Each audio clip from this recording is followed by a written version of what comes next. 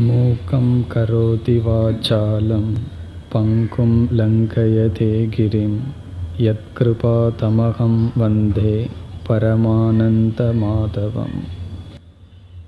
13வது அத்தியாயத்தை சென்ற வகுப்பில் ஆரம்பித்தோம். இதில் 6 சொற்களுக்கு விளக்கம் அமைந்துள்ளது. க்ஷேத்ரம் க்ஷேத்ரஜ்ஞः, பிரகிருதிஹி புருஷः, ஞானம் ஞேயம். இந்த 6 சொற்களினுடைய விளக்கம் 13வது அத்தியாயம். சென்ற வகுப்பில் நாம் க்ஷேத்ரஜ்ஞः என்ற சொல்லுக்கு விளக்கம் பார்த்தோம். க்ஷேத்ரம் என்ற சொல்லிற்கு விளக்கத்தை பார்த்தோம். க்ஷேத்ரம் என்ற சொல்லிற்கு விளக்கம், நம்முடைய உடல், இந்த ஷரீரம் க்ஷேத்ரம் என்று சொல்லப்படுகிறது என்று பகவான் ஆரம்பித்தார். இதம் ஷரீரம் கௌந்தேய க்ஷேத்ரமித்யபிதீயதே. இந்த உடல் க்ஷேத்ரம் என்று சொல்லப்படுகின்றது. அப்படி என்றால் க்ஷேத்ரஜ்ஞः என்பவன் யார்? இந்த உடலுக்குள் இருந்து அறிபவன் யாரோ அவன் க்ஷேத்ரஜ்ஞः என்று பகவான் க்ஷேத்ரஜ்ஞனை அறிமுகப்படுத்தினார்.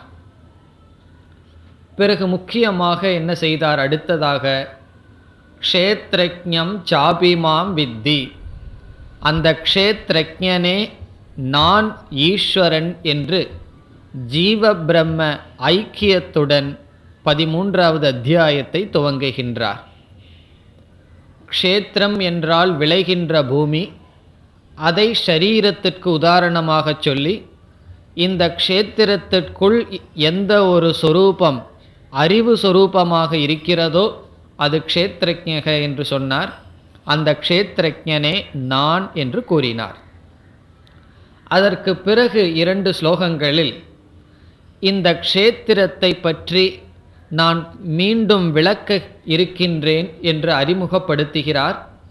இந்த க்ஷேத்திரம் எது, யாதருக்கு, எத் விகாரி, இதனுடைய தன்மை என்ன, இதனிடமிருந்து எது வந்தது, இது எதனிடமிருந்து வந்தது, இவைகளையெல்லாம் விளக்குகின்றேன் என்று பகவான் கூறி 5, 6 இந்த 2 ஸ்லோகங்களில் க்ஷேத்ரஜ்ஞः இந்த ஷரீரத்தில் இருப்பவன், க்ஷேத்திரம் என்பது இந்த ஷரீரம் என்று சொன்ன போதிலும் க்ஷேத்திரம் என்ற சொல்லுக்கு சற்று விரிந்த பொருளை பகவான் கொடுக்கின்றார். முதலில் என்ன சொன்னார்? இந்த உடல் தான் க்ஷேத்திரம் என்றார். பிறகு என்ன சொல்கின்றார்? இந்த உலகமே க்ஷேத்திரம் என்று க்ஷேத்திரம் என்ற சொல்லுக்கு பொருளை பகவான் விரிவுபடுத்துகின்றார். இந்த உடல் மட்டும் க்ஷேத்திரம் அல்ல, இந்த உலகமே க்ஷேத்திரம் என்று சொல்கின்றார். இந்த பிரபஞ்சமானது 2 அவஸ்தையில் இருக்கின்றது, 2 நிலையில் இருக்கின்றது. ஒன்று வெளித்தோற்றத்திற்கு வந்த நிலை, நாம் பார்க்கின்ற பஞ்சபூதங்கள், இந்த பிரபஞ்சம். இனி ஒன்று வெளித்தோற்றத்திற்கு வராத, இதற்கு காரணமாக இருந்த நிலை அல்லது மாயா அவஸ்தா என்று சொல்லப்படுகிறது. வெளித்தோற்றத்துக்கு வராத அவ்யக்த நிலை, பகவான் அதையும் க்ஷேத்திரம் என்றே கூறுகின்றார். இந்த உலகமானது வெளித்தோற்றத்திற்கு வந்த நிலை, வெளித்தோற்றத்திற்கு வராத நிலை என்று 2 நிலையில் இருக்கின்றது. அந்த 2ஐயுமே பகவான் க்ஷேத்திரம் என்று கூறுகின்றார். மகாபூதாணி அகங்காரக புத்திர் அவ்யக்தமேவச்ச என்ற ஸ்லோகத்தில் இந்த பிரபஞ்சம், இதற்கு காரணமான நிலை அனைத்தும் க்ஷேத்திரம் என்று கூறுகிறார். பிறகு அடுத்ததாக நம்முடைய மனதில் விதவிதமான பாவனைகள் வருகின்றது. இச்சா, துவேஷம், சுகம், துக்கம், இவைகளெல்லாம்.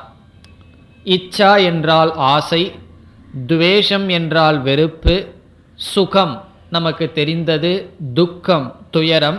இவைகளெல்லாமே மனதினுடைய தர்மங்கள், இவைகளையும் பகவான் க்ஷேத்திரம் என்று சொல்கின்றார்.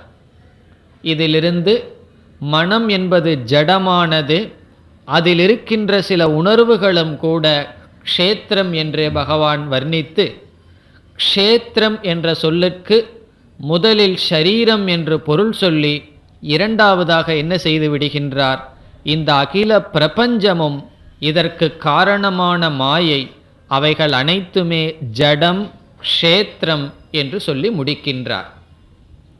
இத்துடன் க்ஷேத்திரம் க்ஷேத்ரஜ்ஞம் என்கின்ற விசாரம் முடிவடைகிறது. இனி அடுத்ததாக ஞானம் ஞேயம் என்ற சொல்லுக்கு பகவான் விளக்கம் கொடுக்க வருகின்றார். 6 சொற்களில் க்ஷேத்திரம் க்ஷேத்ரஜ்ஞக அதை நாம் பார்த்தோம். அடுத்ததாக ஞானம் என்ற சொல். பொதுவாக ஞானம் என்ற சொல்லுக்கு பொருளானது மனதில் தோன்றுகின்ற அறிவு. ஞானம் என்றால் மனதில் தோன்றுகின்ற அறிவு. ஆத்ம ஞானம் அல்லது வேதாந்த ஞானம் என்றால் வேதாந்தத்தை பற்றிய அல்லது ஆத்மாவை பற்றிய நம் மனதில் இருக்கின்ற ஞானம். அதுதான் பொதுவான பொருள். ஆனால் இந்த அத்தியாயத்தில் பகவான் ஞானம் என்ற சொல்லுக்கு முழுமையாக வேறு பொருளை எடுத்துக்கொள்கின்றார். பகவான் எடுத்துக்கொள்கின்ற பொருள், எப்படிப்பட்ட பண்புகள் நல்ல குணங்கள் நமக்கு இருந்தால் ஆத்ம ஞானம் நாம் அடைய முடியுமோ, அந்த ஞானத்திற்கு சாதனையாக இருக்கின்ற குணங்களை பகவான் ஞானம் என்று அழைக்கின்றார். பொதுவாக ஞானம் என்றால் மனதில் தோன்றுகின்ற அறிவு. இங்கு ஞானம் என்றால் ஆத்மாவை பற்றிய ஞானம், அறிவு. அந்த ஆத்மாவை பற்றிய அறிவு ஒருவனுக்கு வர வேண்டும் என்றால் எப்படிப்பட்ட குணங்கள் ஒருவன் பின்பற்ற வேண்டும், எப்படிப்பட்ட பண்புகளுடன் ஒருவன் இருக்க வேண்டும். அந்த பண்புகளுடன் ஒருவன் இருந்தால் அந்த ஞானம் அவனுக்கு கிடைக்கும். ஆகவே பண்புகளை பகவான் ஞானம் என்ற சொல்லில் அழைக்கின்றார். அவ்விதம் இந்த இடத்தில் ஞானம் என்றால் நல்ல பண்புகள், ஆங்கிலத்தில் கூறினால் வேல்யூஸ், வெர்ச்சூஸ் என்று சொல்லப்படும். வேல்யூ என்றால் மதிப்பு, நற்குணங்கள், பண்புகள். இந்த பண்புகளையே பகவான் ஞானம்னு சொல்றார். அது எப்படி என்றால், சென்னையில் ஒரு ரோடு இருக்குது. சென்னையில் ஒரு மார்க்கம் இருந்தால் அது சென்னையில் இருக்கின்ற மார்க்கம் தானே. ஆனால் அந்த மார்க்கத்தில் என்ன எழுதியிருக்கும், காஞ்சிபுரம் ரோடு அப்படின்னு எழுதியிருந்ததுன்னு வச்சுக்கோமே. நம்ம என்ன அர்த்தம் புரிஞ்சுக்கிறோம், இது காஞ்சிபுரத்தில் இருக்கிற ரோடுன்னு புரிஞ்சுக்கிறதில்ல, இது மெட்ராஸில் தான் இருக்குது. ஆனால் இந்த சாலையில் இந்த மார்க்கத்தில் சென்றால் காஞ்சிபுரத்திற்கு போகலாம்னு புரிஞ்சுக்கிறோம். அப்போ Kanchipuram road is equal to காஞ்சிபுரத்துக்கு செல்லுகின்ற மார்க்கத்துக்கு காஞ்சிபுரம் ரோடு என்றே பெயர். அதே போல இங்கு சொல்லப்படுகின்ற பண்புகளை பின்பற்றினால் ஞானம் என்கின்ற லட்சியத்தை அடையலாம். ஆகவே பகவான் ஞானத்திற்கு எடுத்து செல்கின்ற சாதனைகளை ஞானம் என்று அழைக்கின்றார். இங்கு பகவான் அமானித்துவம் அதம்பித்துவம் என்று ஆரம்பித்து 20 பண்புகளை பகவான் பேசுகின்றார். ஒவ்வொன்றாக நாம் சுருக்கமாக பார்க்கலாம். அதிகமாக பார்த்தா நன்றாக இருக்குந்தான், காலமில்லை, வேறு சந்தர்ப்பத்தில் பார்க்கலாம். இப்பொழுது 20 பண்புகளை சுருக்கமாக பார்த்து, இவைகள் மனதில் நாம் பதிந்து வைக்க வேண்டிய பண்புகள். முக்கியமான இடம். இந்த இடத்துல பகவான் எப்படிப்பட்ட பண்புகளுடன் நம்மை நாம் காக்க வேண்டும் அல்லது நம் வாழ்க்கையை அமைக்க வேண்டும் சொல்றார். நம்ம என்னதான் வேதாந்தம் படித்தாலும் வேற என்ன காரியம் பண்ணாலும் பகவான் இந்த பண்புகளுடன் இருப்பவர்கள்தான் ஞானத்தை அடைய முடியும் என்ற நிச்சயத்துடன் இருக்கின்றார். முக்கியமான சில நற்குணங்களை பகவான் பேசுகின்றார். இனி பகவான் பிறகும் பேச இருப்பார். தெய்வீக சம்பத், தெய்வீக குணங்கள்னு சொல்லி பிறகு பேச இருக்கின்றார்.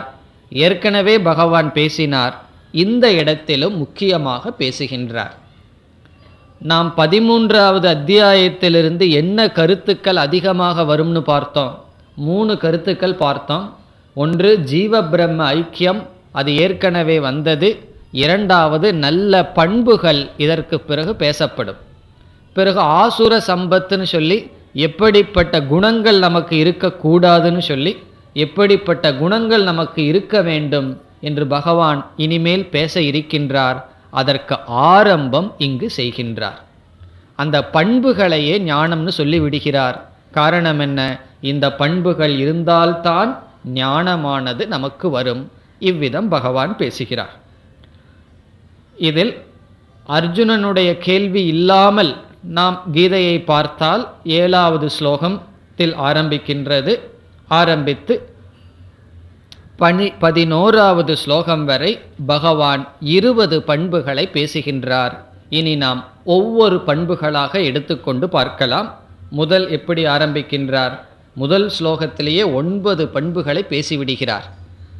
முதல் சொல் அமானித்துவம் என்று ஆரம்பிக்கின்றார். ஒவ்வொன்றாக இப்பொழுது எடுத்துக்கொள்கின்றோம். முதல் பண்பு அமானித்துவம். மானித்துவம் என்றால் தன்னையே உயர்வாக நினைத்து கொண்டு இருத்தல். அமானித்துவம் என்றால் தன்னை உயர்வாக நினைக்காமல் இருத்தல். அது அமானித்துவம். இதுதான் பகவான் சொல்கின்ற முதல் பண்பு. எப்படி துவங்குகின்றார்? அமானித்துவம், தன்னையே உயர்வாக கருதாமல் இருத்தல். எப்பொழுது நம்மை நாம் உயர்வாக கருதுவோம்? வாழ்க்கையில் எடுத்த காரியம் வெற்றி அடையாமல் வர்றதெல்லாம் தோல்வியாக வந்து எல்லாமே கஷ்டப்பட்டுட்டு இருந்தால் உயர்வாக நம்மை நாம் நினைக்க மாட்டோம். நாம் எடுத்துக்கொண்ட காரியம் வெற்றியாக அமைந்து, அது படிப்பாகட்டும், பதவியாகட்டும், பொருளாகட்டும், வியாபாரமாகட்டும், இதில் எல்லாம் நமக்கு வெற்றி வர வர நம்மை அறியாமல் நம்மை பற்றிய ஒரு உயர்ந்த எண்ணமானது வந்துவிடும். காரணம் என்ன? நான் வாழ்க்கையில் இதை சாதித்தேன், அதை சாதித்தேன் என்ற எண்ணம் நம்மை அறியாமல் வந்துவிடும்.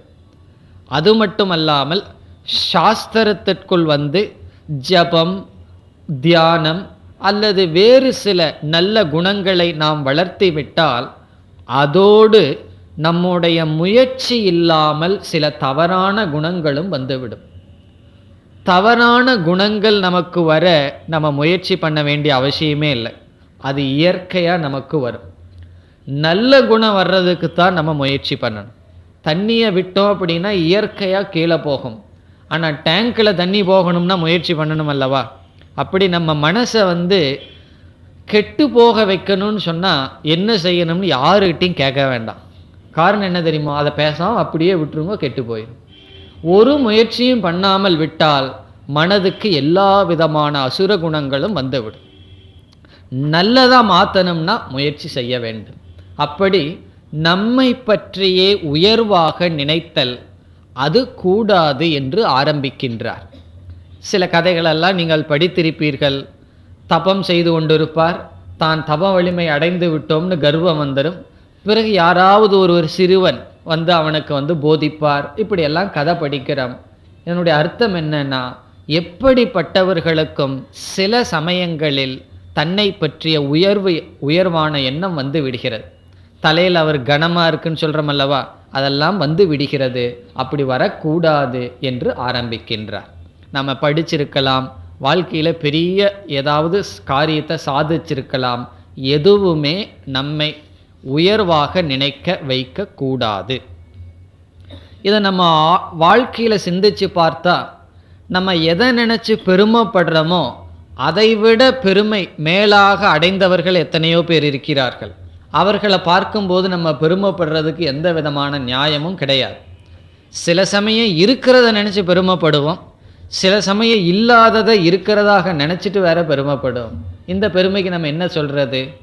நம்மகிட்ட குணம் கிடையாது, நம்மகிட்ட இருக்கிற மாதிரி நினச்சிட்டு பெருமை அடைந்தால் அது அதை விட மோசமானது. அது இருக்கோ இல்லையோ பெருமைப்படக்கூடாது. இதனால் என்ன பாதிப்பு ஏற்படும் என்றால், நம்முடைய வாழ்க்கையில் நடந்த வெற்றிகள் அல்லது ஏதாவது ஒன்றை நினைத்து பெருமைப்பட்டு கொண்டிருந்தால் நம்முடைய ஷரீர அனாத்ம அபிமானம் அதிகரிக்கிறது. கடைசியில் நம்ம வாழ்க்கை எப்படி முடியணும்னா, எல்லாத்திடமிருந்து தியாகம், நம்மை பிரித்து கொள்வதில் வாழ்க்கை முடிய வேண்டும்.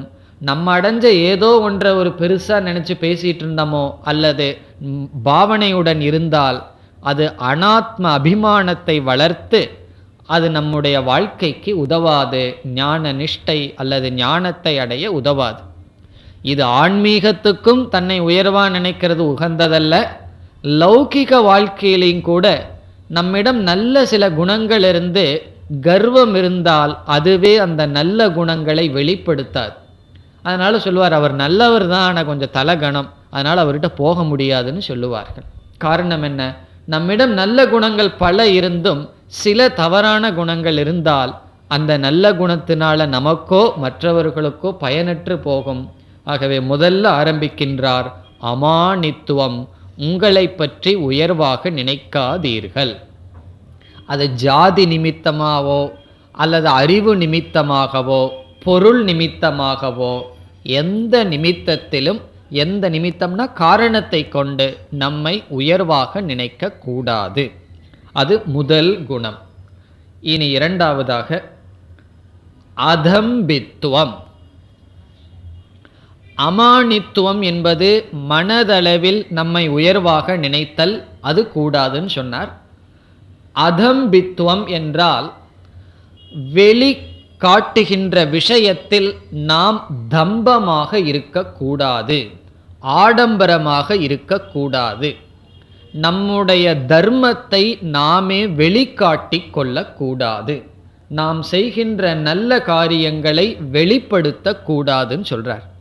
இப்போ தம்பம் என்றால் அது ஷரீரத்தை அலங்கரிப்பதில், ஆடையில், நகை, இது போன்ற பொருள்களில் நம்மை உயர்வாக காட்டிக்கொள்ளுதல் மற்றவர்களிடம்.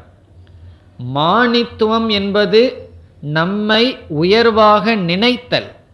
தம்பித்துவம் என்றால் உயர்வாக மற்றவர்களிடம் நம்மை காட்டிக்கொள்ளுதல். நம்ம ஏதாவது ஒரு நல்ல காரியம் பண்ணியிருந்தா அதை காட்டிக்கொள்ளுதல். அந்த காலத்துல எல்லாம் யாகம் பெருசாக செய்வது தான் ஒரு பெரிய காரியம். அப்படி பெரிதாக யாகம் செய்து அந்த புகழை வாங்கி கொள்ளுதல் அல்லது மற்றவர்களிடம் பறை சாற்றுதல், அது தம்பித்துவம். அவ்விதம் இல்லாமல் இருப்பது அதம்பித்துவம் என்று சொல்கின்றார் பகவான். இப்போ முதலில் நம்மை நாம் உயர்வாக நினைக்க கூடாது, நம்மை மற்றவர்களிடம் உயர்வாக காட்டிக்கொள்ளக்கூடாது. நம்ம ஆராய்ச்சி செய்து பார்த்தோம்னா எத்தனை செயல்கள், பேச்சுக்கள் மற்றவர்களிடம் நம்மை உயர்வாக காட்டிக்கொள்ள பயன்படுத்துகின்றோம் என்று நம்மை அறியாமல் தெரியும்.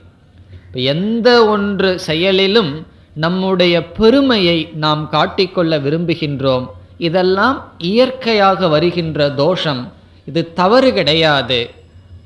ஆனால் இதை நாம் தொடர கூடாது, தொடர வைக்க கூடாது. அதனால தான் பகவான் சொல்றார் அதம்பித்துவம் என்றால் சமஸ்கிருதத்தில் தர்ம பிரகடனம் என்று சொல்வது. பிரகடனம்னா பறைசாற்றுதல். தன்னுடைய தர்மத்தை, தான் செய்த நல்ல காரியத்தை அல்லது தன்னிடம் இருக்கின்ற ஏதாவது பொருளாகட்டும் அல்லது அறிவாகட்டும் மற்றவர்களிடம் காட்டி கொள்ளுதல். அதனால் சில பேர் அதிகமாக பேசுவதின் மூலமாக தனக்கு இதெல்லாம் தெரியும் என்பதை காட்டிக்கொள்வார்கள். அப்படி காட்டிக்கொள்ளாமல் இருத்தல். நம்மிடம் ஏதாவது ஒரு அறிவோ அல்லது ஏதாவது ஒன்று இருந்தால் அதை காட்டிக்கொள்ளாமல் இருத்தல். அப்படி நம்ம இருக்கிறோமா? ஒரு புதிய பொருள் கடையிலிருந்து வாங்கிட்டு வந்த உடனே என்ன செய்கிறோம்? போய் 4 வீட்டில் போய் நான் இதை வாங்கிட்டு வந்தேன், இவ்வளவாச்சு, உங்கள்கிட்ட இல்லையல்ல அப்படின்னு சொல்லி அதில் பெருமைப்பட்டு கொண்டு இருக்கின்றோம். அது தவறு என்று பகவான் சொல்கிறார். சாதாரண பொருளில் மட்டுமல்ல, அறிவிலையும் சரி. எனக்கெல்லாம் கீத ஸ்லோகம் தெரியும், உனக்கு தெரியாதான்னு சொல்கிறது, அது இந்த மாதிரி. சாஸ்திரம் படிக்கிறது எதுக்குன்னா தம்பித்துவத்தை வளர்த்துக்கிறதுக்கா? அதற்கு அல்ல. ஆகவே பகவான் சொல்றார் அதம்பித்துவம். இப்போ இந்த இரண்டு என்ன? ஷரீர அல்லது செயலளவில் நம்மை உயர்வாக காட்டிக்கொள்ளாமல் இருத்தல், மனதளவில் நம்மை உயர்வாக நினைக்காமல் இருத்தல். இப்படி பகவான் துவங்குகின்றார். இனி அடுத்த பண்புக்கு வந்தால் அமானித்துவம், அதம்பித்துவம். மூன்றாவது அஹிம்சா. மிக மிக முக்கியமாக ஆன்மீக சாதகர்கள் பின்பற்ற வேண்டிய ஒரு பண்பு அஹிம்சை என்ற பண்பு. ஹிம்சா என்றால் துயரம் அல்லது பெயின், அஹிம்சா என்றால் மற்றவர்களுக்கு துயரம் கொடுக்காமல் இருத்தல், மற்றவர்களை புண்படுத்தாமல் இருத்தல். அஹிம்சா. சாஸ்திரத்தில் எத்தனையோ பண்புகள் பேசப்படுகின்றது. அதில் முக்கியமாக பேசப்படுகின்ற பண்பு அஹிம்சை என்கின்ற பண்பு. ஒருவர் சந்நியாசம் எடுக்கும் பொழுது அவர் எடுத்துக்கொள்கின்ற மகாவிரதம் என்ன தெரியுமோ? அஹிம்சை என்கின்ற விரதம். அந்த சந்நியாச மந்திரத்தில் பறவைகளை பார்த்தும் தேவர்களை பார்த்தும் உயிரினங்களை பார்த்தும் உங்களுக்கெல்லாம் அபயம் தருகின்றேன், நான் அஹிம்சை என்ற விரதத்தை எடுத்துக்கொள்கின்றேன். அதுதான் சந்நியாசம். நம்ம சந்நியாச சரீர அளவில் எடுத்துக்கிறோமோ இல்லையோ, வேதாந்தம் படிக்கிறோம், உபனிஷத் கீதையெல்லாம் படிக்கிறோம், ஆன்மீக சாதகர்களாக இருக்கிறோம்னு சொன்னால் சந்நியாசம் என்பதை சரீரத்தில் எடுக்கிறோமோ இல்லையோ, அதனுடைய தர்மமான அஹிம்சையை நாம் பின்பற்ற வேண்டும். மிக மிக முக்கியமான தர்மம் அஹிம்சா என்பது. இனி அஹிம்சா என்றால் என்ன என்றால், மற்றவர்களை நாம் துன்புறுத்தாமல் இருத்தல். மற்றவர்களை நாம் எப்படி துன்புறுத்துகிறோம் என்றால், முதலில் ஷரீரத்தில் துன்புறுத்துவோம். நம்முடைய உடலினால் மற்றவர்களை ஹிம்சைப்படுத்துவோம். இதெல்லாம் எப்போ செய்வோம்? பொதுவாக சின்ன வயசில் இருக்கும்போது செய்வோம். என்ன செய்வோம்? வேறொரு பையனையும் அடிப்போம். இந்த மாதிரி ஏதாவது சரீரத்தில் கஷ்டத்தை கொடுப்போம். பிறகு கொஞ்சம் வயதாயிடுதுன்னு வச்சுக்கோமே, நம்ம மற்றவர்களை ஹிம்சப்படுத்துவதற்கு நாம் பயன்படுத்துகின்ற கருவி சரீரமாக இருக்காது, நம்முடைய சொல்லாக இருக்கின்றது. இனி ஒருத்தரை நம்ம ஹர்ட்டு பண்ணணும், இனி ஒருத்தருடைய மனசை கஷ்டப்படுத்தணும்னு சொன்னால் அதற்கு நாம் பயன்படுத்துகின்ற ஆயுதமானது கத்தியோ அல்லது கையோ அல்ல, நம்முடைய சொற்கள் மற்றவர்களை துன்புறுத்த நாம் பயன்படுத்துகின்ற கருவியாக இருந்து வருகிறது. அதை நம்ம ஆராய்ந்து பார்த்தா தெரியும். அல்லது மற்றவர்களுடைய சொற்கள் நமக்கு எவ்வளவு தூரம் நம்முடைய மனதை புண்படுத்தி இருக்கின்றது, அதையெல்லாம் மறக்க முடிவதில்லை அல்லவா? நாவினால் சுட்டவடு ஆறாதுன்னு சொன்னார்கள் அல்லவா? அதாவது தீயினால் சுட்டவடு, தீயினால் ஒருவர் நமக்கு கஷ்டத்தை கொடுத்துருந்தால் ஆறிவிடும். நாவினால் வாக்கில் சொன்னது நாம் மறப்பதில்லை. அதனால தான் சில பேர் என்ன சொல்லுவார்கள் தெரியுமா? 20 வருஷத்துக்கு முன்னாடி நீ இப்படி சொன்ன, அதை மறக்காமல் மனசு வச்சிருக்கு. காரணம் என்ன? சொல்லினால் மற்றவர்களுடைய மனதை நாம் புண்படுத்தி வருகின்றோம். அப்படி நம்முடைய உடலினாலும் நம்முடைய சொல்லினாலும், சாஸ்திர இனியொரு படி மேல் சென்று சொல்கிறது, நம்முடைய மனதினாலும் யாருக்கும் துன்பம் விளைவிக்க கூடாது. இது அவ்வளவு சுலபமல்ல. இதை அடைய நாம் மெதுவாகவாவது முயற்சி பண்ணுவோம். காரணம் என்ன தெரியுமோ? நம்ம மற்றவர்களை சொற்களினால், செயல்களினால், உடலினால் ஹிம்சப்படுத்துவது என்பது இயற்கையாக இருந்து வருகிறது. அது எனக்கு தெரியலையேன்னு சொன்னால், நம்ம ஒரு சொல்லை பயன்படுத்தினா அந்த சொல்லுனால எவ்வளவு தூரம் துன்பப்படுகிறார்கள் என்பது நமக்கு தெரியாது.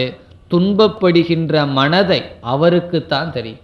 நம்ம வீட்டில் சாதாரணமாக இருக்கிற வேலைக்கு வருகின்றவர்கள் முதல் கொண்டு நம்ம பயன்படுத்துகிற சொற்கள் அல்லது வயதானவர்களை குறித்து நாம் பயன்படுத்துகின்ற சொற்கள் அவர்களுடைய மனதை துன்புறுத்துவதாகவே இருக்கின்றது. அது எனக்கு தெரியலையே, எல்லாம் துன்பப்பட மாட்டார்கள்னு சொன்னால், அப்படிப்பட்ட சொற்களை நான் வாங்கினால் எப்படி இருக்கும்னு நினைத்து பார்த்தால் தெரியும் அந்த சொற்கள் மற்றவர்களை எப்படி துன்புறுத்துகிறது என்று. இந்த அகிம்சையை பின்பற்றுவது அவ்வளவு சுலபமல்ல. காரணம், பல சமயங்களில் கவனமின்மையில் நாம் ஹிம்சைப்படுத்துவோம். பல சமயங்களில் வெறுப்பு உணர்ச்சியினால் நாம் மற்றவர்களை ஹிம்சைப்படுத்துவோம். இப்படி துவேஷம், கவனமின்மை, பழக்கம், இதனால் ஹிம்சைப்படுத்தி வருகின்றோம். கவனமாக இந்த விரதத்தை நாம் பின்பற்ற வேண்டும். ஏன்னா சில பேர் கேட்கிறார்கள், இத்தனை வருஷமாக பாட்டு படிக்கிறேன், பஜனை பண்ணுறேன், கோயிலுக்கு போகிறேன், தியானம் பண்ணுறேன், ஒரு முன்னேற்றமும் வரமாட்டேங்குதே என்று சில பேர் சொல்லுவார்கள். அதுக்கு என்ன காரணம் தெரியுமோ? நாம் இங்கு சொல்லப்படுகின்ற, இப்பொழுது பார்த்து வருகின்ற பண்புகளில் கவனம் செலுத்தாதது தான் காரணம். இங்கே பகவான் என்னென்ன சொல்லிட்டு வர்றாரோ அந்த 20 பண்புகளுக்காக நாம் முயற்சி செய்யாதது தான் காரணமே தவிர வேறு ஒரு காரணமும் கிடையாது.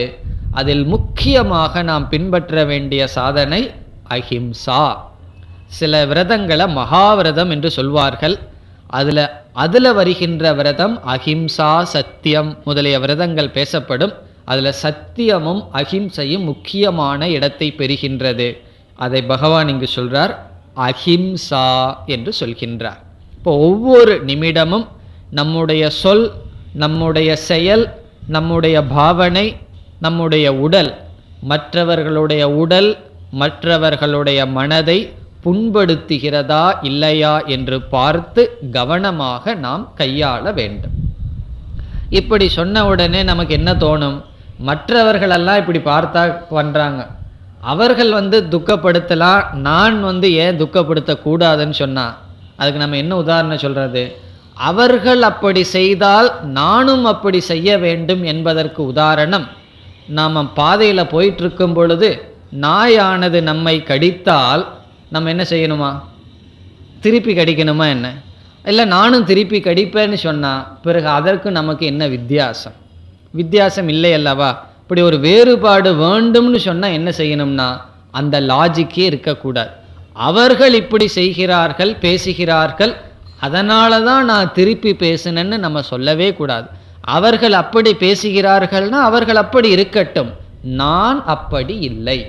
அதுதான் நம்ம முதல்ல புரிந்து கொள்ள வேண்டும். நம்ம என்ன ஒரு பண்பை சொன்னாலும் அவன் சொல்றதுனால தானே நான் சொல்கிறேன், அப்படி நாம் நினைக்கக்கூடாது. மற்றவர்கள் நம்மை ஹிம்சைப்படுத்தினால் அதை நம்ம என்ன செய்யணும்? அடுத்ததை சொல்றார், க்ஷாந்திகி. க்ஷாந்திகி என்றால் பொறுமை, மன்னித்தல். இப்போ அஹிம்சையை நம்ம பின்பற்றணும்னு சொன்னால் நான் பின்பற்றிடுவேன். என்ன ஹிம்சப்படுத்தாதவங்க கிட்ட நான் அஹிம்சையை பின்பற்றேன். என்ன ஹிம்சப்படுத்தினா என்ன சொல்லுவோம்? பழிக்கு பழி, இனி ஒன்று இருக்குமே ரத்தத்திற்கு ரத்தம், அது என்னுடைய சுபாவம் என்று நம்ம வசனம் பேசுவோம். அதுக்கு பகவான் பதில் சொல்றார், நீ மற்றவர்களை ஹிம்சைப்படுத்தக்கூடாது. மற்றவர்கள் உன்னை ஹிம்சைப்படுத்துகின்ற சொற்களை சொன்னால் என்ன செய்யணுமா? க்ஷாந்திகி. அடுத்த வேல்யூ, அடுத்த பண்பு பொறுமை அல்லது மன்னித்தல். மன்னித்தல் ஒரு முக்கியமான பண்பு. எத்தனையோ கதைகள் இந்த மன்னித்தலை பற்றி விளக்க இருக்கின்றது. இந்த மன்னித்தல்ங்கிறது மனிதனிடம் மட்டும் இருக்கின்ற ஒரு குணம். மிருகங்கள் எல்லாம் மன்னிக்கிறத பார்க்கிறோமா? அதெல்லாம் கிடையாது. நம்மளால தான் அது முடியும். அதுவும் மன்னித்தலுக்கு நமக்கு சக்தி மனதில் அதிகமாக வேண்டும். ஒரு உதாரணம் சொன்னால் நமக்கு புரிஞ்சிடும். இப்போ ஒரு 8 வயசு பையன் இருக்கான். இனி ஒரு 8 வயசு பையன் அவனை அடிக்கிறான். அவன் அடி வாங்கினானே, அவனுக்கு உடம்புல நல்ல ஸ்ட்ரென்த் இருந்ததுன்னு வச்சுக்குவோமே, என்ன செய்வான்? நீ என்னை அடிச்சையான்னு சொல்லி திருப்பி அடிச்சிடுவான். காரணம் என்ன? அவனுக்கு அவனை விட யார் அடி கொடுத்தானோ அவனை விட கொஞ்சம் சக்தி அதிகமாக இருந்ததுனால திருப்பி அடித்தான். இல்லை அப்படின்னா வாத்தியார்கிட்ட சொல்கிறேன்ட்டு அவன் பாட்டுக்கு ஓடிடுவான். கொஞ்சம் சக்தி அதிகமாக இருந்தால் நானும் பார்த்தர்றேன்னு திருப்பி அடிப்பான். சரி, ஒரு 35 வயதான ஒருவரை ஒரு 5 வயசு பையன் அடிக்கிறான்னு வச்சுக்குவோமே, அவர் என்ன செய்வார்? திருப்பி அடிப்பாரா? நீ ஒரு கை பார்த்துடலாம், நான் ஒரு கை பார்த்துடலான்னு சண்டைக்கு நிற்பாரா? மன்னிச்சு விட்டு விடுவார். காரணம் என்ன தெரியுமா? அவன் 5 வயசு பையன், குழந்தை, தெரியாமல் பண்ணுதுன்னு. காரணம் என்ன? அவனை விட இவருக்கு 100 மடங்கு சக்தி இருந்ததுனால தான் மன்னிக்க முடிந்தது. இப்போ இதிலிருந்து ஒருவர் நமக்கு ஹிம்சை செய்தால் திருப்பி நம்ம அவருக்கு ஹிம்சப்படுத்தணும்னா சக்தி வேணும். இல்லை அப்படின்னா மற்றவங்களை திருப்பி ஹிம்சப்படுத்த முடியாது. நமக்கு எவ்வளவு சக்தி இருந்தால் திருப்பி ஹிம்சப்படுத்துகிறோமோ அதை விட அதிக சக்தி இருந்தால்தான் அவரை நாம் மன்னிக்க முடியும். அந்த மன்னிக்கிறதுனால அவருக்கும் நல்லது, நம்முடைய மனதுக்கும் அமைதி. நம்ம ஒரு புதிய பாவத்தை செய்யவில்லை. ஆகவே மன்னித்தல் என்பது உயர்ந்த குணம். அந்த மன்னித்தல் உயர்ந்த குணம், அதனால் மனசாந்தி இருக்கின்றது. அது எப்படி தெரியும் என்றால் மன்னித்து பாருங்கள், அப்போ நமக்கு தெரியும். இதெல்லாம் அனுபவித்து தான் தெரிஞ்சுக்கணுமே தவிர மேடையிலையோ பிரசங்கத்திலையோ சொல்லி புரியறது கிடையாது. மன்னிக்கிறதுனால மனசாந்தி வரை எப்படின்னா, கஷ்டப்பட்டு மன்னிச்சு பாருங்களேன் யாரையாவது, அப்போ என்ன வருதுன்னு பாருங்க, பிறகு நமக்கே தெரியும் மன்னிப்பதனுடைய பலன். மற்றவர்கள் ஒரு தவறு செய்தால் நம்ம என்ன எதிர்பார்க்கிறோம்? நம்ம ஏதாவது ஒரு தப்பு செய்துட்டோம்னா, ஏதோ தெரியாமல் செஞ்சுட்டோம், மன்னிச்சு வெட்டுற வேண்டியது தானே, ஏன் பெருசாக எடுத்துக்கிறீங்கன்னு சொல்லுவோம். மற்றவர்கள் அதை செய்தால் நாம் அதை செய்வதில்லை. ஆகவே பகவான் சொல்கிறார், மன்னிப்பு அல்லது சாந்திங்கிறதுக்கு இனியொரு அர்த்தம் பொறுமை. நம்முடைய எல்லா துக்கத்துக்கு என்ன காரணம் தெரியுமோ? பொறுமை இல்லாதது. எத்தனை விதமான பகைவர்கள் வர்றதுக்கு என்ன காரணம் தெரியுமோ? பொறுமைங்கிறது இல்லாத காரணம்தான். நம்மை சுற்றி உறவினர்களை விட பகைவர்கள் அதிகமாக இருப்பார். நீங்கள் வேணால் எண்ணி பாருங்கள். இவர்களிடையெல்லாம் நான் பேச மாட்டேன், இவர்களிடையெல்லாம் பேசுகிறேன், யார் லிஸ்ட்டு பெருசாக இருக்குன்னு. அதுக்கு காரணம் என்ன தெரியும்? அது ரொம்ப முக்கியமான சொந்தம்தான், அவரோட பேச்சுவார்த்தை இல்லை. காரணம் என்ன? பொறுமை இல்லாத காரணத்தினால். நம்ம மனசில் நினச்சிருக்க மாட்டோம், நாம் விரும்பி இருக்க மாட்டோம், அந்த சொல் நம்மை விட்டு வந்திருக்கும். அவருக்கு மன்னிக்கிற தன்மை இல்லாதனால பெருசாக எடுத்திருப்பார். இப்போ நமக்கு பொறுமையும் இருந்து மன்னிக்கிற தன்மை இருந்தால் நம்ம வாழ்க்கை எப்படி இருக்குன்னா, அஜாத சத்ரு, நமக்கு பகைவர்கள் இருக்க மாட்டார்கள்.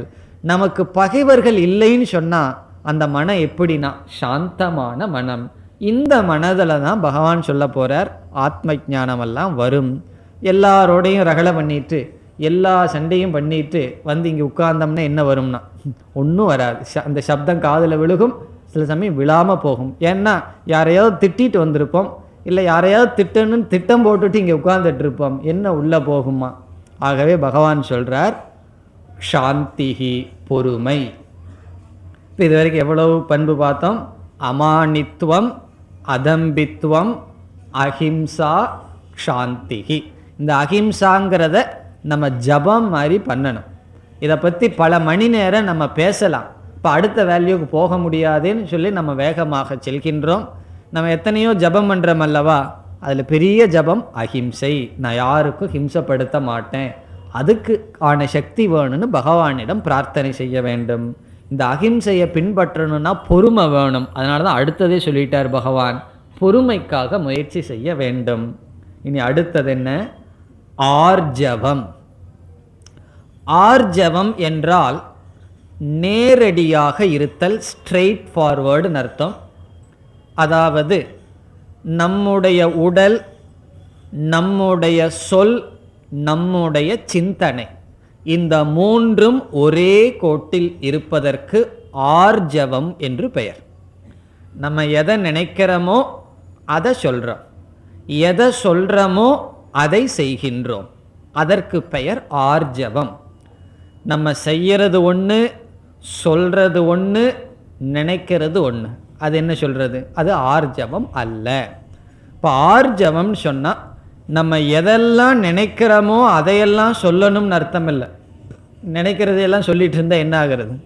நினைக்கிறதையெல்லாம் சொல்ல வேண்டாம், எதையெல்லாம் சொல்கிறோமோ அதை நினச்சிருக்கணும். நம்ம சொல்கிறது நம்முடைய மனசுக்கு உண்மையாக இருக்க வேண்டும். அப்போ சிந்தனையும் சொல்லும் ஒன்றாக இருந்து அந்த சொல்லும் செயலும் ஒன்றாக இருக்க வேண்டும்.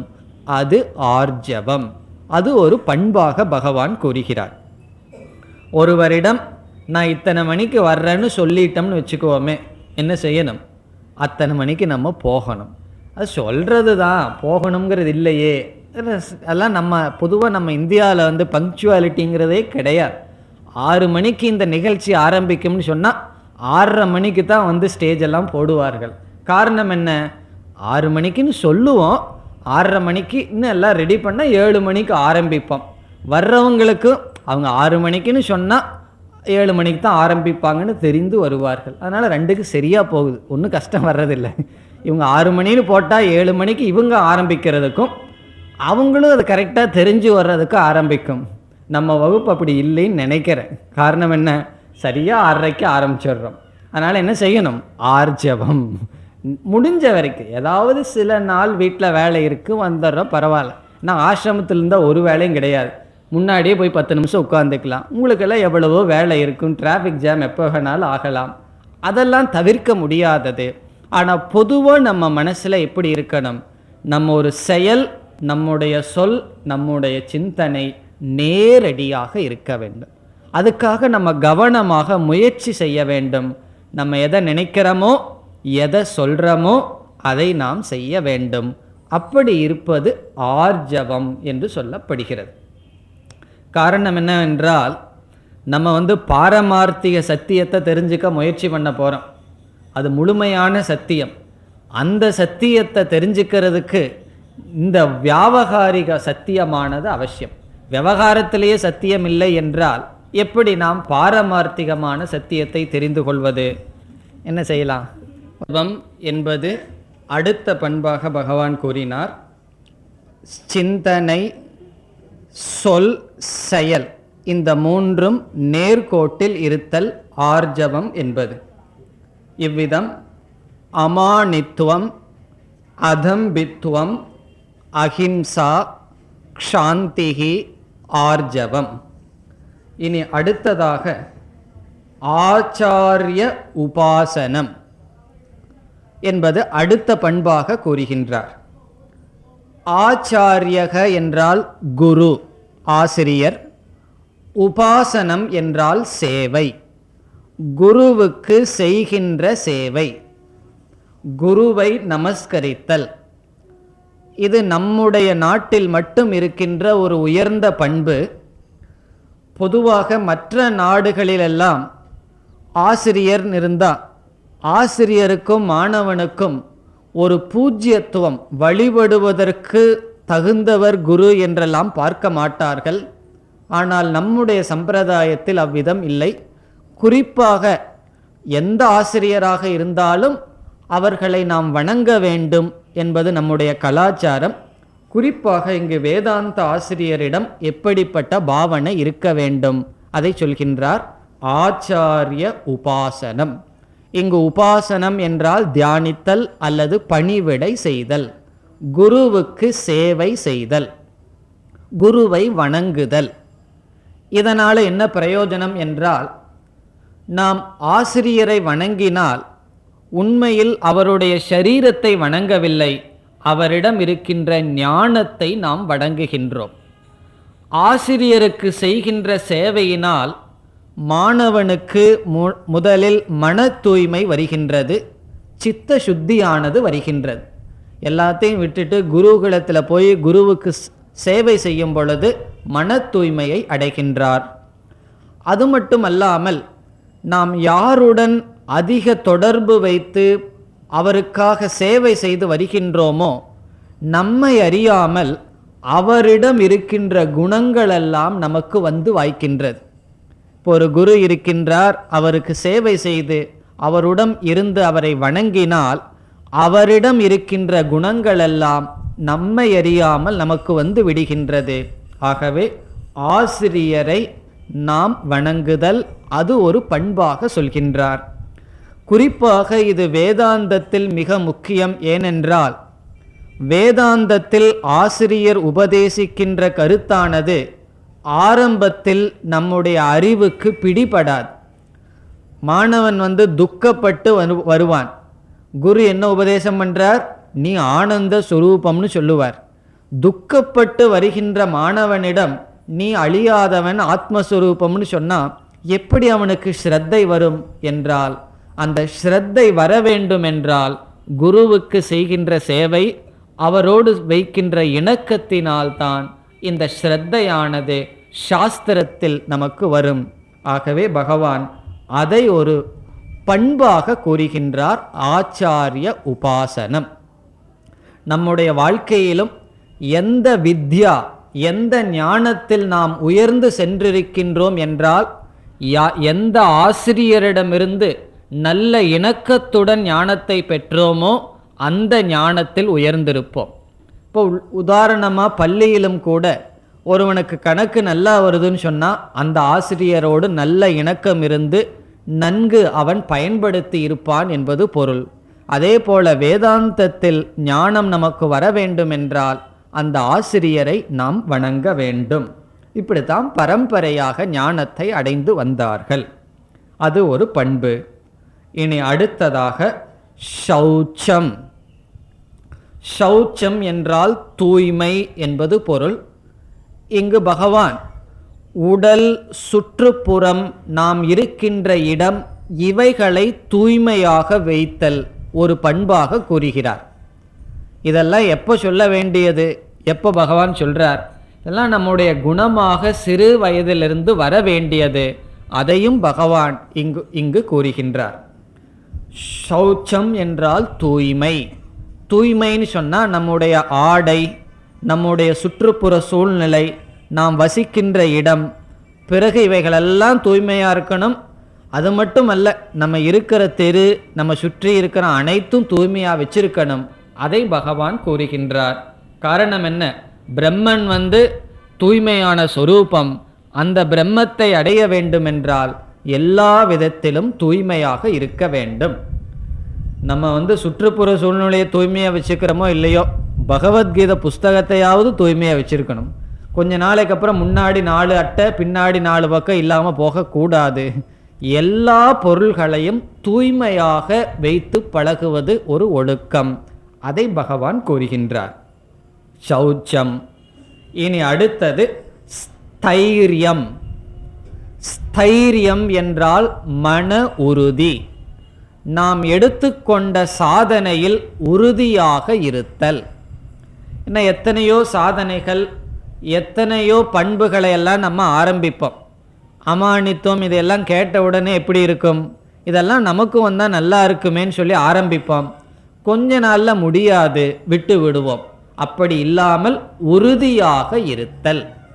என்னென்ன காரியத்தை மேற்கொண்டோமோ அதில் எந்த தடைகள் வந்தாலும் உறுதியாக இருத்தல் ஸ்தைரியம். ஸ்திரம் என்றால் உறுதியாக இருத்தல், ஸ்தைரியம் என்றால் ஸ்திரமாக இருக்கின்ற மனநிலை, திருடமான நிச்சயம் எடுத்தல். அதை பண்பாக கூறுகிறார். இனி அடுத்ததாக ஆத்ம வினிகிரக. 9வது பண்பு. ஆத்ம வினிகிரக என்றால் மனக்கட்டுப்பாடு, இந்திரிய கட்டுப்பாடு. ஆத்மா என்றால் உடல், இந்திரியம், மனம். வினிகிரக என்றால் கட்டுப்படுத்துதல். இந்திரியத்தையும் மனதையும் அமைதிப்படுத்துதல், கட்டுப்படுத்துதல். இவைகளெல்லாம் இருந்தால்தான் மற்ற பண்புகளையும் நாம் பின்பற்ற முடியும். இங்க சொல்ற பண்புகளை எல்லாம் எப்படி புரிந்து கொள்ள வேண்டும்? ஏதாவது ஒரு பண்பை முக்கியமாக எடுத்துட்டோம் அப்படின்னா நம்மை அறியாமல் மற்ற பண்புகளும் சேர்ந்து வரும். இப்போ அஹிம்சையை நான் முக்கியமாக விரதமாக எடுத்துட்டோம்னா என்ன ஆகும்? அஹிம்சையை பின்பற்றணும் என்றால் என்ன செய்யணும்? பொறுமை வேணும், மனக்கட்டுப்பாடு வேணும், இந்திரிய கட்டுப்பாடு வேணும்னு மற்றதெல்லாம் சேர்ந்து வரும். அதே போல் ஆசுர சம்பத்தும் அப்படித்தான். நமக்கு என்ன ஒரு கெட்ட பழக்கம் ஒன்றை எடுத்துட்டோம்னு வச்சுக்குவோமே, ஒரு கெட்ட பழக்கத்தை நம்ம நல்லா பின்பற்றணும்னு முடிவு பண்ணிட்டா நம்ம முயற்சி இல்லாமல் மற்ற தவறான பழக்கங்களும் வந்துவிடும். அதே போல் நல்லது ஒன்றை ஆரம்பித்தால் மற்றதும் சேர்ந்து வரும். அவ்விதம் ஆத்ம வினிகிரக என்பது இந்திரிய கட்டுப்பாடு, மனக்கட்டுப்பாடு. இதைத்தான் சமக தமக என்று சொல்லப்படும். சமகன்னு சொன்னால் மனதினுடைய அமைதி, தமக என்றால் இந்திரியத்தினுடைய அமைதி. இவ்விதம் முதல் ஸ்லோகத்தில் அமானித்துவம், அதம்பித்துவம், அஹிம்சா, க்ஷாந்திகி, ஆர்ஜவம், ஆச்சாரிய உபாசனம், ஆச்சாரிய சேவை, சௌச்சம், ஸ்தைரியம், ஆத்ம வினிகிரக. இனி அடுத்த ஸ்லோகத்தில் இந்திரியார்த்தேஷு வைராக்கியம். இனி அப்படியே கொஞ்சம் கஷ்டமான சாதனைக்கு பகவான் வர்றார். வைராக்கியம். என்பதை ஒரு பண்பாக கூறுகின்றார். எதில் வைராகியம்? இந்திரிய அர்த்தேஷு. இந்திரியம் சொன்னா நம்முடைய கண் வாய் முதலிய இந்திரியங்கள், அர்த்தம்னு சொன்னா அந்த இந்திரியங்களுக்கு சுகத்தை கொடுக்கின்ற பொருள்கள்.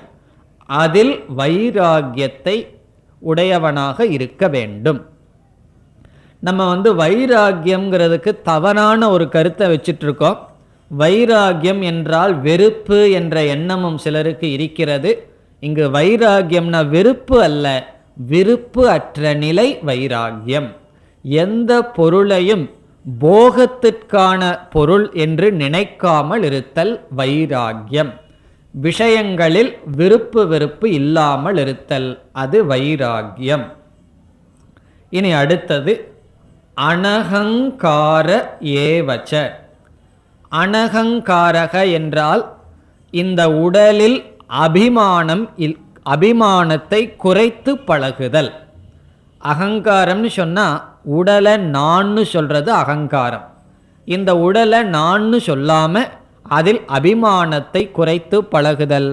இப்போ உடலில் அபிமானம் குறையணும்னு சொன்னால் அமானித்துவம் அதம்பித்துவம் இவைகளெல்லாம் இருக்க வேண்டும். ஆகவே பகவான் அனகங்காரகன் சொல்றார், தேகாத்ம புத்தியை விடுதல், உடலை ஆத்மா நான் என்று நினைக்காமல் இருத்தல். இனி அடுத்த சாதனை வைராகியம்னு பகவான் கூறினார். வைராகியத்தை எப்படி அடைதல், அதற்கு என்ன செய்ய வேண்டும்னு நமக்கு சந்தேகம் வரலாம். நான் வைராகியமாருன்னு சொல்லிட்டா வைராகியத்தை எப்படி அடைதல், அதற்கு பகவான் வழி சொல்கின்றார். இந்த வைராகியத்தை அடைகிறதுக்கு ஒரு வழி சொல்றார். இந்த மாதிரி செய்தால் உனக்கு வைராகியம் வரும்னு சொல்றார். என்ன மாதிரி செய்யணும்? ஜென்ம மிருத்யு ஜரா வியாதி துக்க தோஷ அனுதர்ஷனம். இங்கு சொல்கின்ற பண்பு அனுதர்ஷனம் என்றால் பார்த்தல், சிந்தித்தல். எதை சிந்திக்கணும்? தோஷ அனுதர்ஷனம், தோஷத்தை பார்க்க வேண்டும்னு சொல்றார். தோஷத்தை பார்த்தல் தோஷ தர்ஷனம். சும்மா ஒரு முறை தோஷத்தை பார்த்தா போதாது, அணு என்றால் மீண்டும் மீண்டும் மீண்டும் மீண்டும் தோஷத்தை, தோஷம்னா குற்றம், குறையை பார்த்தல். இதை கேட்ட உடனே நம்ம மனசில் என்ன தோணும்? நான் தான் எல்லோரிடமும் மீண்டும் மீண்டும் குறைய பார்த்துட்டு தான் இருக்கேன், குறை சொல்லிட்டு தான் இருக்கேன், குறை சொல்லாத நாளே இல்லையே, எல்லோரிடமும் எல்லா தோஷத்தையும் பார்த்துட்டு இருக்கிறனேன்னு சொன்னால் பகவான் சொல்கிறார், மற்றவர்களிடம் தோஷத்தை பார்க்காத உன்னிடம் தோஷத்தை பார்ன்னு சொல்கிறார். என்ன தோஷத்தை பார்க்கணுமா? எதை தோஷமாக பார்க்கணும்? ஜென்ம, இந்த லிஸ்ட்டு கொடுக்குறார். ஜென்மத்தினுடைய தோஷத்தை பார்ன்னு சொல்கிறார். ஜென்மமே தோஷம்னு சொல்கிறார். காரணம் என்ன? மனுஷன் எப்படி பிறக்கிறான்? அழுது கொண்டு பிறக்கின்றான், அழுது கொண்டு வாழ்கின்றான். அப்பப்போ கொஞ்சம் சிரிப்பு வருகிறது, பிறகு என்னவென்றான்? அழுது கொண்டு இறக்கின்றான்.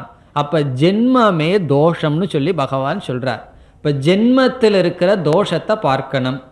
என்னால் ஜென்மத்தில் தோஷத்தை பார்க்க முடியல, ஒவ்வொரு நாளும் பர்த்டேன்னு கொண்டாடுறோம் அல்லவா, ஜென்மத்தை சந்தோஷமாக நினைக்க முடியுதேன்னா அடுத்தது சொல்கிறார் மிருத்யு. மிருத்யுனா மரணம், மரணத்தை சிந்திக்க வேண்டும்னு சொல்கிறார். நம்ம மரணம்னு சொன்னால் அதெல்லாம் மங்களமில்லாத வார்த்தையை சொல்லக்கூடாதுன்னு சொல்லுவோம். பகவான் சொல்கிறார் மரணத்தை தியானிக்க வேண்டும்னு சொல்கிறார். மீண்டும் மீண்டும் மரணத்தை நினச்சாதான் இந்த உலகத்தினுடைய அனித்தியத்துவம் தெரியும். நமக்கு எவ்வளவு பூமி வேணும், எவ்வளவு சொத்து வேணும், இதெல்லாம் எதற்குனா ஒரு மரணம் அனைத்தையும் பிரித்து விடும் என்று மரணத்தை நாம் சிந்தித்தல். நம்ம கான்டம்ப்ளேட் பண்ணுறதுக்கு, அதாவது மனதிலேயே விசாரம் பண்ணுறதுக்கு எதுனா மரணம். மரணத்தையே நாம் சிந்திக்க வேண்டும். சிந்திச்சுட்டு பயந்துக்க கூடாது, அதிலிருந்து ஞானத்தை அடைய வேண்டும். மரணத்தை நினைத்து அதனுடைய தோஷத்தை பார்க்க வேண்டும். இப்போ ரெண்டுல தோஷத்தை சொன்னார். ஜென்மத்தில் தோஷம், மரணத்தில் தோஷத்தை பார்க்கணும். இதெல்லாம் துக்கம்னு சொல்கிறார். பிறகு என்னன்னா, நம்ம ஜென்மம் எடுத்து பிறகு இளமையாக வாழ்ந்து இளமையாகவே இருந்து திடீர்னு ஒரு நாள் செத்துட்டோம்னா நல்லா தானே இருக்குது இந்த உலகம். ஆனால் பகவான் அப்படியே வச்சிருக்கார். அடுத்தது என்னன்னா ஜரா. ஜரா என்றால் வயோதிகம். இந்த வயோதிகம்ங்கிறது நமக்கு வருங்கிறத பார்க்கணும்னு பகவான் சொல்றார். சில பதார்த்தத்தை சாப்பிடலாம், போகம் அனுபவிச்சுட்டே இருக்கலான்னு நினைச்சா என்ன நினைக்கணும், இதெல்லாம் கொஞ்ச நாள் தான், வயோதிகம் வந்து விட்டால் இதை அனுபவிக்க முடியாது, அதனால வைராகியத்தை அடைய வேண்டும். அதை சொல்றார் ஜரா. ஜரா என்றால் வயோதிகம், மூப்பு. சரி, எனக்கு வயோதிகம் ஆனாலும் என்ன, நான் அனுபவிக்கலாமேன்னு சொன்னா அடுத்ததாக என்ன சொல்றார், வியாதி. வியாதி நமக்கு தெரிந்த சொல், நோய். விதவிதமான நோயெல்லாம் பகவான் நமக்கு கொடுத்துருக்கார். அதெல்லாம் யார் கொடுத்தாருன்னா அதுவும் பகவான் தான். எதற்கு கொடுத்தாருன்னா, நோயை எதுக்கு நமக்கு பகவான் கொடுக்கணும்னா, அதை கொடுத்தும் வைராகியம் வரலையேன்னு சொல்லி பகவான் வருத்தப்படுறார். இப்போ நோய் எதற்குனா வைராகியம் வருவதற்காக.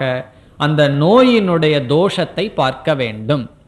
இதனுடைய அர்த்தம் என்னவென்றால், எந்த இந்திரியத்தை நாம் அதிகமாக போகத்திற்கு பயன்படுத்துகிறோமோ முதலில் அந்த இந்திரியத்தில் நோய் வரும். சந்தேகம் இருந்தால் ஒரு 2 வருஷம் சாக்லேட்டே சாப்பிட்டு பாருங்க, என்ன வரும்னா முதல்ல பல்ல பிடுங்கணும், அதுக்கப்புறம் முறுக்கு சாப்பிட்றதுக்கு கூட பல்ல இருக்காது. காரணம் என்ன, எந்த இந்திரியத்தை அதிக சுகத்திற்கு பயன்படுத்துகிறோமோ அந்த இந்திரியத்திற்கு முதல்ல பகவான் நோயை கொடுப்பார். அதை நம்ம நினச்சி பார்க்கணும்னு சொல்கிறார். இதெல்லாம் நினச்சி நினச்சி என்ன பண்ணணுமா, வைராகியம் வரணுங்கிறதுக்காக சொல்கிறார். அனுதர்ஷனம். அடுத்தது என்னன்னா துக்கம். துக்கத்தை தனியாக நினைக்க வேண்டாம், ஒவ்வொன்றிலையும் துக்கம் இருக்குன்னு பார்க்கணும்னு சொல்கிறார். ஜென்மத்தில் துக்கம், மரணத்தில் துக்கம், வயோதிகத்தில் வருகின்ற துக்கம், துக்கம்னா துயரம், நோயில் வருகின்ற துக்கம். இந்த துக்கம் என்னன்னா தோஷம்ங்கிறார். இதுதான் குறை. இதை என்ன செய்யணுமா, அனுதர்ஷனம். அனுதர்ஷனம்னா மீண்டும் மீண்டும் இதை மனதில் சிந்திக்க வேண்டும். ஆனால் நம்ம எதை சிந்திக்கிறோம், எது சுகத்தை கொடுக்குமோ அதை தான் சிந்திச்சிட்டு இருக்கோம். பகவான் சொல்றார், எது நோயை கொடுக்குமோ எது துக்கத்தை கொடுக்குமோ அதை மீண்டும் மீண்டும் சிந்தித்து எதை அடையணும், இந்திரியார்த்தேஷு வைராகியம், வைராகியத்தை அடைய வேண்டும். அதாவது உலகம் போக பொருள்களை நம்மிடம் இருந்து பறிப்பதற்கு முன் நம்ம என்ன பண்ணணுமா, போக பொருள்களை விட்டுவிட வேண்டும். அதுதான் வாழ்க்கையில் நம்ம அடையிற வெற்றி. நம்ம எத்தனையோ விளையாட்டு விளையாடுறோம், அல்லது எத்தனையோ காரியத்தை ஆரம்பிக்கிறோம், அதில் வெற்றி அடைஞ்சமா தோல்வி அடைஞ்சமான்னு ஒவ்வொரு ஸ்டெப்லையும் நம்ம கணக்கு போடுறோம் அல்லவா. இந்த வியாபாரத்தில் இன்றைக்கி இவ்வளவு லாபம் இவ்வளவு நஷ்டம்னு நம்ம எடுத்துக்கொண்ட வாழ்க்கையில் வெற்றி அடைஞ்சமா இல்லையா, அதை எப்படி முடிவு பண்ணணும்னா, போக பொருள்கள் நம்மிடமிருந்து பறிப்பதற்கு முன் நாம் போக பொருளை விட்டுவிட்டால் வாழ்க்கையில் வெற்றியை அடைந்துள்ளோம். அப்படி போக பொருளை விடுறதுக்கு என்ன செய்யணுமா, ஜென்ம மிருத்யு ஜரா வியாதி துக்க தோஷ அனுதர்ஷனம். இனி அடுத்த ஸ்லோகத்தில் அசக்திஹி என்று ஆரம்பிக்கின்றார். அசக்தி என்றால் மற்ற மனிதர்கள் மீது பற்று இல்லாமல் இருத்தல். பொருள்ல பற்று இல்லாமல் இருத்தல் வைராகியம்னு சொல்லிட்டார். இங்க சக்தி என்றால் அட்டாச்மெண்ட், பற்று. அசக்தி என்றால் மற்ற மனிதர்களிடம் உறவினர்களிடம் அதிக பற்றில்லாமல் இருத்தல். அது ஏன்னு சொன்னா, யாரையாவது நம்ம ரொம்ப விரும்புகிறோம்னு சொன்னா எவ்வளவு நாள் அந்த உறவு நிலைச்சிருக்கும், கொஞ்ச நாள் தான் நிலைச்சிருக்கும். பிறகு மரணம் அல்லது ஏதோ ஒன்று நம்மை பிரித்து விடும். நம்மளே கொஞ்ச நாளில் ரகலை பண்ணிக்குவோம், இல்லை அப்படின்னா என்ன பிரிச்சிரும்னா மரணம் நம்மை பிரித்து விடும். அதனால நம்முடைய உறவினர்கள் யாராக இருந்தாலும் மற்ற மனிதர்கள் மீது அதிக பற்று இருக்கக்கூடாது. அப்படி பற்று இருந்தால் என்ன ஆகும்னா, அவர்களுடைய அந்த பற்றினாலேயே நம்முடைய மனம் பக்குவம் அடையாது, அல்லது அது துயரத்தில் நமக்கு முடியும். காரணம் என்ன, ஏதோ ஒரு காரணத்தில் வியோகமானது பிரிவானது வரும், அப்பொழுது மனம் துயரத்தை அடையும். ஆகவே அசக்திஹி என்று சொல்கின்றார். அடுத்தது அனபிஷ்வங்கக புத்திர தார கிருகாதிஷு. இங்கு சொல்லப்பட்டுள்ள பொருள்கள் மீது அதிக பற்று வேண்டான்னு சொல்றார். இப்படிப்பட்ட பொருள்களை நம்ம வச்சு காப்பாற்றுறோம், அதோட வாழுகின்றோம். ஆனால் அதிக பற்று இருந்து அதில் மூழ்கிவிடக்கூடாதுன்னு சொல்கிறார். யார்? புத்திரன். முதல்ல புத்திரன்ல ஆரம்பிக்கிறார். நம்ம புத்திரனை வளர்த்துறோம், அவனோடு நாம் அன்பு செலுத்துகின்றோம். அதிக பற்று வச்சா என்ன ஆகும்னா அதிக எதிர்பார்ப்புகள். பிறகு அவனுடைய வாழ்க்கை வந்த உடனே அவன் சம்பாதிக்கிறதுக்குன்னு அவன் போயிடுவான். அதற்கப்புறம் என்ன சொல்லுவோம்? இவ்வளவு நாளாக வளர்த்தனே விட்டுட்டு போயிட்டானேன்னு சொல்லி இங்கே என்ன பண்ணிட்டு இருப்போம்? வருத்தப்பட்டுட்டு இருப்போம். அவன் அவனுடைய வாழ்க்கையை பார்ப்பான். என்ன, இந்த ஷரீரம்ங்கிறது அவனுடைய ஷரீரத்தை கொடுக்கறதோட சம்பந்தம் முடிவடைகிறது. அவனுக்குன்னு ஒரு வாழ்க்கை இருக்கின்றது. அப்படித்தானே நம்ம பெற்றோரிடமிருந்து விலகி வந்தோம். ஆனால் நம்ம மக்கள் நம்மை விட்டு விலகி போகக்கூடாதுன்னு நினைப்பது தவறு. ஆகவே புத்திர, தாரா என்றால் மனைவி, கிருகம் என்றால் வீடு, மற்ற நம்முடைய சொத்துக்கள் பொருள்கள். இதில் அனபிஷ்வங்கக அதிக பற்று இருக்கக்கூடாது. இதில் அதிக பற்று இருந்தால் அது வேதாந்தத்துக்கும் சரி லௌகிக்கத்திலையும் சரி சுகமாக இருக்க முடியாது. வேதாந்தத்துக்கு வெற்றியடைய முடியாது, அல்லது உலக வாழ்க்கையில் ஏதாவது முன்னேறலான்னா அதுவும் முடியாது. ஆகவே புத்திர தார கிருகாதிஷோ அனபிஷ்வங்கக. இனி அடுத்ததாக சமத்துவம் என்ற பண்பை பகவான் கூறுகிறார். அதை நாம் அடுத்த வகுப்பில் பார்க்கலாம். ஓம் பூர்ணமத பூர்ணமிதம் பூர்ணாத் பூர்ணமுதச்யதே பூர்ணஸ்ய பூர்ணமாதாய பூர்ணமேவாவசிஷ்யதே. ஓம் சாந்தி சாந்தி சாந்தி.